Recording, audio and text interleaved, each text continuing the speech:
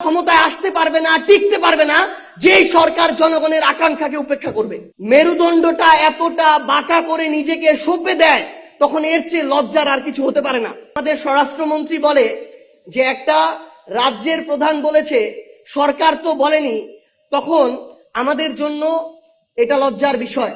24-এর আগে মিডিয়াকে যেভাবে কৌশলগতভাবে সিআরআই দিয়ে হোক, এজেন্সি দিয়ে হোক দখল করা হতো, 26 নির্বাচন পরবর্তী সময়ে বর্তমান ক্ষমতাসীন দল তার চেয়ে নগ্নভাবে মিডিয়াকে দখল করছে।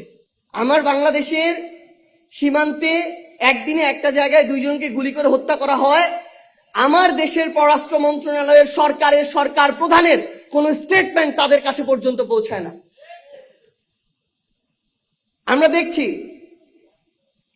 ভারত কিংবা পশ্চিমবঙ্গ, সেখানে তারা তাদের বিজেপির রাজনীতি করছে, উগ্র সাম্প্রদায়িকতার রাজনীতি করছে, করুক। আমরা দেখছি এই রাজনীতিতে তারা যে পরিমাণে মুসলিম বিদ্বেষ নিয়ে এসেছে, যে পরিমাণে জ্বালাও পোড়াও করছে, খুন করছে, মানুষকে নির্যাতন করাটাকে বৈধ মনে করছে, এটাকেও তারা যখন বৈধতা দিচ্ছে, আমরা একজন নাগরিক হিসেবে, প্রতিবেশী রাষ্ট্র হিসেবে এই ধরনের মানবতা বিরোধী যে অপরাধগুলো, এগুলোতেও আমাদের মতামত দেওয়ার মতো সাহসিকতা আমরা দেখাতে পারছি না।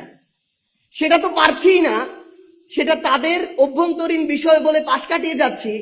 উপরন্তু আমাদের দেশকে নিয়ে, আমাদের দেশের সার্বভৌমত্বকে নিয়ে, স্বাধীনতাকে নিয়ে, সীমান্তকে নিয়ে যা ইচ্ছা তা বলে বেড়ানোর পরও যখন আমাদের স্বরাষ্ট্রমন্ত্রী বলে যে একটা রাজ্যের প্রধান বলেছে, সরকার তো বলেনি, তখন আমাদের জন্য এটা লজ্জার বিষয়। কারণ একটা রাজ্য প্রধান, একটা রাজ্য সরকারের বাইরে, রাষ্ট্রের বাইরে আলাদা কিছু না।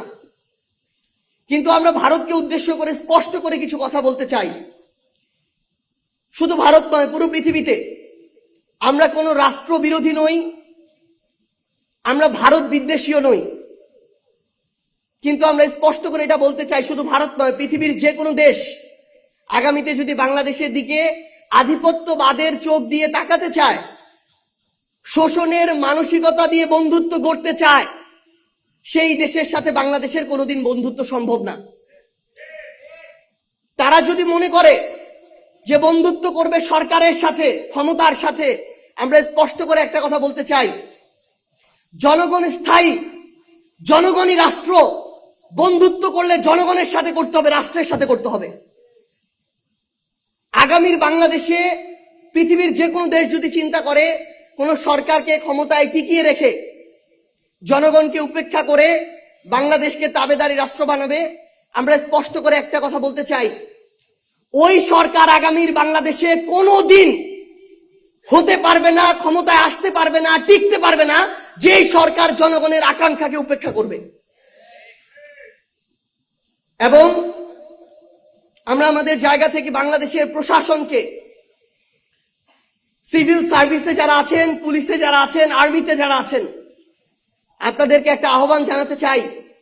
অভ্যুত্থান পরবর্তী বাংলাদেশে পুলিশের ঊর্ধ্বতন একজন কর্মকর্তা যখন নিজেকে একজন দলীয় প্রধানমন্ত্রী দেখে মেরুদণ্ডটা এতটা বাঁকা করে নিজেকে সঁপে দেয়, তখন এর চেয়ে লজ্জার আর কিছু হতে পারে না। আমরা তাদেরকে একটা জিনিস বলি, সেই অফিসার, আপনি আপনার সন্তানের কাছে খোঁজ নিয়েন। গতকালকের বক্তব্যের পর থেকে আপনার সন্তান কোথাও গিয়ে আর পরিচয় দিবে না যে আপনি এত বড় পুলিশের একটা এত বড় পদে বসে আছেন। কারণ ওই পরিচয় এখন তার জন্য হীনমন্যতার হয়েছে, লজ্জার হয়েছে।